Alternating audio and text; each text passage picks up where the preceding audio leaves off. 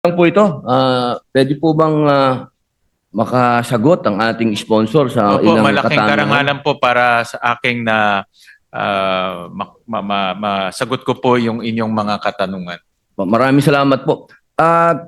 Kanina po, narinig ko po ang ating mahal na kasama, Senadora Risa Hontiveros, sa kanya pong pahayag patungkol po sa naging desisyon kay dating Mayor Alice Guo.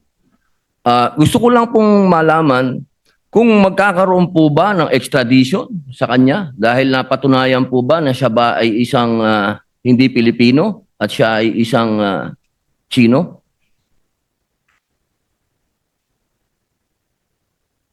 Pakagandang tanong ho yan. In fact, marami nagtatanong ho yan na mga kababayan ho natin dahil na-revoke na ho yung kanyang birth certificate o na-cancela, sorry, yung kanyang birth certificate. Na-revoke na rin yung kanyang passport, hindi na ho siya Pilipino. Pero meron ho siyang kaso dito sa atin, kahapon lumabas nga ho yung qualified human trafficking sentence ho niya. Kaya dito siya, dito niya isa-serve yung sentence niya.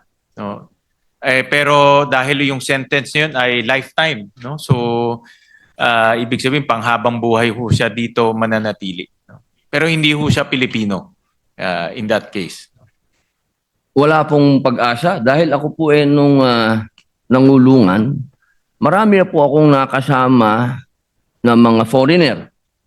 Opo, meron po dyan ay kaso din ay habang buhay.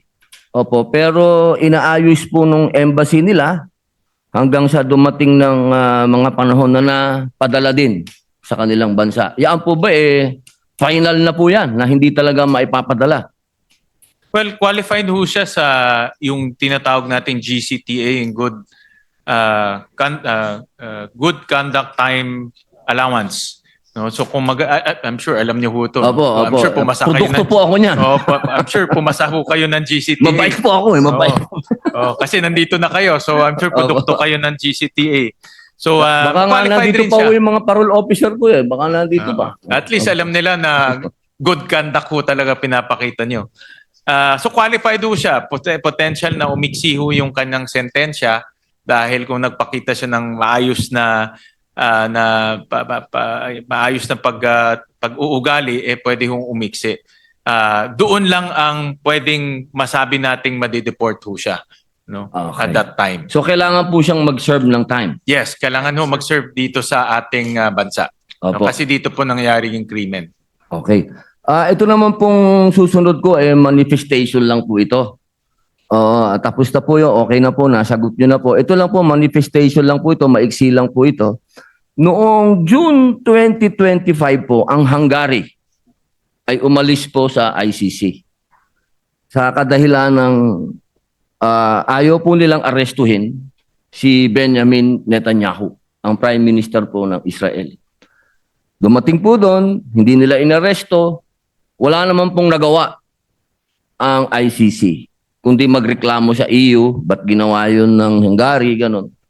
Sa akin pong manifestasyon, kung kaya pong gawin ng Hungary na baliwalain ang ICC, sana po dumating ang panahon ng ating inang bayan ay proteksyonan po. Isipin niyo po, si Netanyahu ay hindi po yan Hungarian. Sana po dumating ang panahon na maproteksyonan din po natin yung mga kababayan natin na inaakasuhan ng ICC. Wala naman po akong tanong, manifestation lang po yon na sana ay magandang halimbawa po sa atin ang Hungary. Yun lamang po, maraming salamat po, Ginang Thank you doon Tagapangulo. sa manifestation, Senator Robin. Maraming salamat po. Salamat po, Senator Padilla. Majority Leader. Yes, Madam President. Senator Erwin